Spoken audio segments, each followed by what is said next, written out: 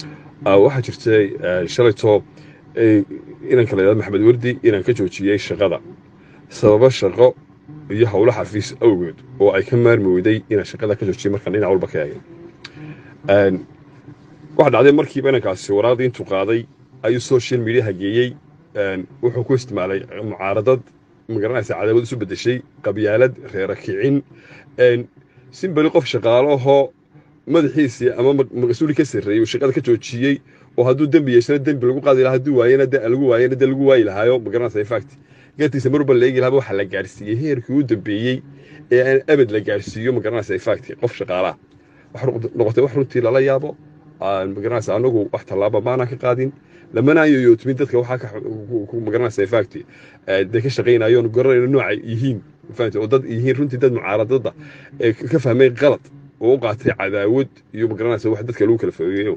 inankaas waa inanka sirtii xafiiska halkaa dhigay bismillaahi raxmaan raxiim magacaygu waa maxamed yuusuf cabdilaahi waxaan ka mid ahay shaqaalaha berbera ninkaa isuduwaha hadlay aad baan u ixtiraamayaa waxyaabo badan buu igu eedeeyey isuduuhu halkan waxaan ka caddaynayaa inaanay horta waxyaabaha igu eedeeyey waxyaabo dee jira inaan halkan aniguna ka sheego waxaa jira shaqo joojinta uu soo qaray keenay horta waxaan isku qabsanay lacagihii tv-ga qaranku qaadan jiray iyo shaqadii maalinla ahayd sida ogsoontihiinba wasaaradda warfaafinta ama tv-ga qaranku berbera wuxuu ka qaataa dowladda hoose lacag xadidkeedu $1 gaadhay muddada aan joogay 2 bilood baan shaqaynayay mar aan wax u duubayey iyo mar aan dowladda hoose warar u sameynayeyba markii lacagtii la soo qaaday waxaa layga soo diray $100 horta taa iyo meelo kaloo badan dee waayo shaqaale qaran baan ahay berberaan ka shaqeeyaa horta meesha dhaqaalaan isku qabsanay raggan waa midda labaad waxaan isku qabsanay jalwad noo sameeyay baan idhi odaygan isuduwaha wuu yeelay oo wuxuu yihi jalwad samaysta idinkii mukhtaar baa tiinee mukhtaar baa diiday oo yihi jalwad samayn maynee sidaan ku shaqayn jirnay nagula shaqee oo sida ku shaqayn jirteen sidee bay ahayd baan ku idhi dee wuxuu igu yihi inan baa nala joogo inankaa markuu wararku yaryihinna waan u dhiibi jirnay dee mar kalena labadeedaasaa diri jirna wararka ugu badan dee adiguna waad noo soo duubaysaa waad nala shaqaynaysaa taasina dee aniga way cuntumi weydo dee nin wariyaa baan ahay dee kameramaan wasaaradda guma qorni ta saddexaad aan isku qabsanay waxa weeye maalintii arbacadii ayaanu shirnay khamiistii xaafadii iyo reerkii baan qabto burcayiga yaalla markaan soo noqday sabtidii dee mukhtaarna wuxuu qabtay sheikh dee markaan waxaan garan waayey sharciga mukhtaar qaban waayey aniga maalintii 2 cishaan tegey dee magaaladii iyo reerkayga u tegay qabtay halkan waxaa ugu sheegaya haddii uu jiri lahaa jalwad oo aan khamiistii jimca ku qoran inaan joogo dee waan joogi lahaa jalwad baan horta meeshii jirin iyagaana diiday jalwadkii midda kalean idiin sheegaya waxa weeye odaygan qabyaaladda ka sheekeynaya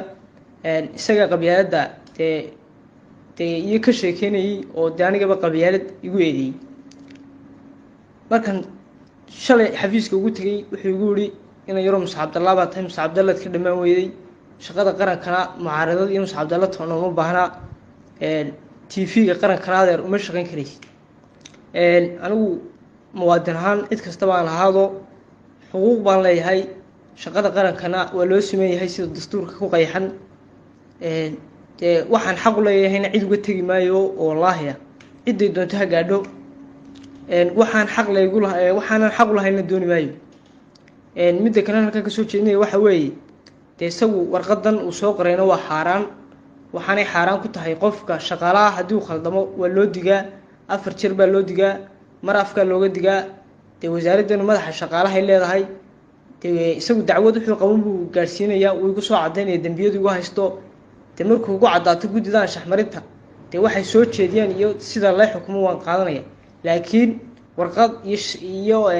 shaqo joojin aan sharcigeedii marin iyo procedure-kii lagu talagalay dee qaadan maayo shaqaaluhuna dee waxay dee horta dadku waxay ku wada shaqeeyaan waa sharciga sharcigii haddii ay diideen xafiiskii aan ku wada shaqaynaynay dee iyagaa garanaya xafiiska berbera siduu u shaqaynayo dee inan iyo adeerkii baa meesha haysto dee warqadanna dee muu soo qoran dee waxaa ka dambeeyey waa mukhtaar dee anigu garan maayo markaa bal siday noqon doonto waxaan uu igu eedeynaya odayguna warqadan wuxuu igu soo qoray dee si aan dadkaygina u tuso iyo waalidiintaydii waan dhaho shaqadii waa laga joojiyey dee madaxdiina u tusaan lahaa shaqadii waa laga joojiyey buu igu soo qoray inaad dee jeebka ku ritaan haysto dee warqadan iguma soo qoray markaa warqadanna dee qof aan u diray hadduu si kale u isticmaalay